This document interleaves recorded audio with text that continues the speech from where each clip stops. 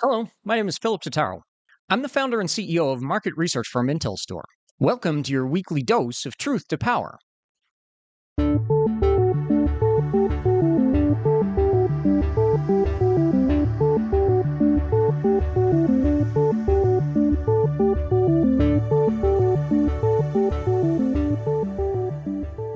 Truth to Power examines data driven insights for the energy sector with a focus on renewables. On this week's episode, we're looking at the feed in tariffs, public finance, and capital efficiency of renewable energy in the Asia Pacific region from the IntelStor Future of Renewables report. As we've noted in the past, the feed in tariff is the ultimate measure of a price paid to an asset owner for power sales because it can include both the power purchase contract price by itself or in combination with a subsidy. Feed-in tariffs in the Asia-Pacific region have averaged between $67.05 per megawatt hour for marine energy deployed in South Korea, up to $108.77 per megawatt hour for solid biofuels that have been installed across the whole region. Famously, China had very high federal subsidies for many renewable energy technologies, which they've mostly phased out at this point. Some state level subsidies remain, but they've been significantly curtailed. The run up to the subsidy phase out for onshore wind and solar PV in China led to some spikes in capacity installations in the early 2020s. Many countries in the Asia Pacific region have government owned utilities which are responsible for the power offtake. They're phasing out subsidies altogether, but the power purchase contract prices have been increasing, resulting in feed-in tariff prices being sustained over the past few years. Annual investment in the Asia Pacific region has taken off since 2011. Since then, the annual disbursement has been between $3.8 and $8.3 billion, with an upward trend and the highest ever regional public finance investment of more than $8.34 billion in the most recently reported period. As with other global regions, hydropower previously dominated public finance in the Asia Pacific region as well. Since 2019, solid biofuels have taken a big step, and consistently since 2021, it's been the highest percentage of annual public finance distribution in the region. Hydropower's contribution has continued to fall, but they still receive substantial annual funding to refurbish and repower existing facilities. To a more modest degree, public funding is being used to build a few new large hydropower projects globally, including in China. Onshore wind and even offshore wind have started to see more of an increase, with $1.18 billion and $913 million in public finance, respectively, in the most recently reported period.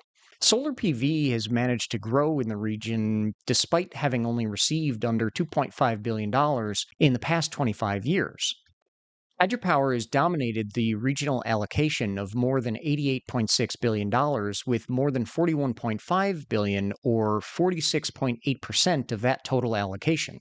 Similar to the rest of the world, solid biofuels have received a substantial amount of public funding recently, with $20.9 billion, or 23.7% of the total funding allocation. The bulk of it's come within the past 7 to 8 years. In the past 5 years in particular, solid biofuels have received a total of 44% of the funding allocation in that time frame, but they've only added 50 gigawatts worth of capacity through the end of 2025.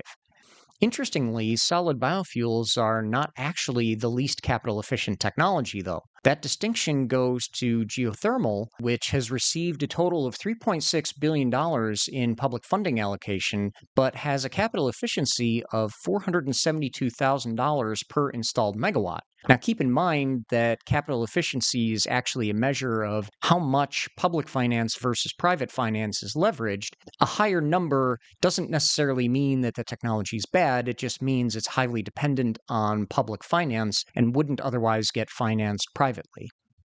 Solar leads out of all the technologies with just $2,000 per installed megawatt of public funding allocation, having largely relied upon private finance for the scale up of the technology. Onshore wind is seen $12,000 per megawatt, and offshore wind is seen $16,000 per megawatt in public funding, making them some of the most capital efficient technology deployments globally. Despite an excessive amount of public funding, hydropower has a reasonable capital efficiency of $64,000 per installed megawatt, which is actually one of the lowest amongst all the global regions for hydropower.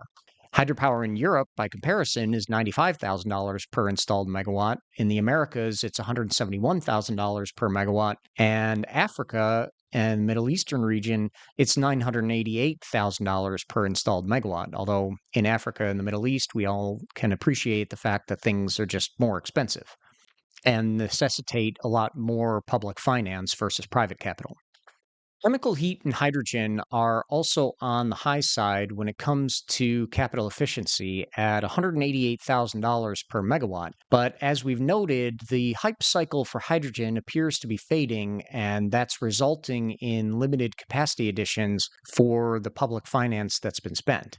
The extremely low capital efficiency of solar PV is largely due to the technology being considered widely bankable and financeable in the world, so private capital has largely displaced public funding.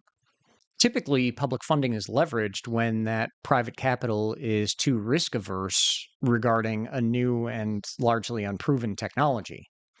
Public funding can come in the form of direct finance for the projects all the way to subsidies for the power offtake. The amount of capital invested in solar PV, cell, and panel manufacturing in China will lead the manufacturers, developers, and financiers to lean towards seeing a maximum return on their capital. That maximization of private capital has helped achieve that capital efficiency of public funding over the years, and we expect that to continue. Thank you for joining me this week. I'm Philip Totaro, and this has been your weekly dose of truth to power.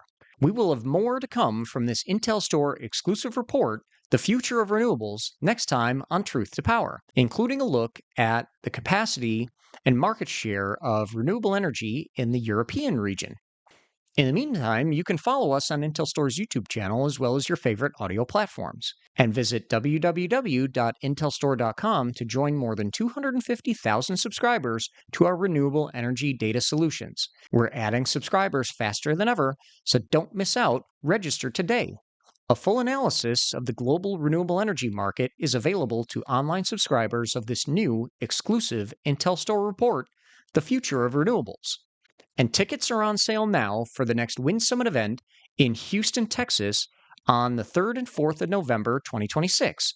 Visit www.windsummit.org and join hundreds of your industry colleagues to discuss all the latest trends in O&M. We've got speakers and panelists lined up from companies like NextEra, EDPR, EDF, Pattern Energy, ExxonMobil, WEG, and more. So don't miss out. Register today. We hope to see you there.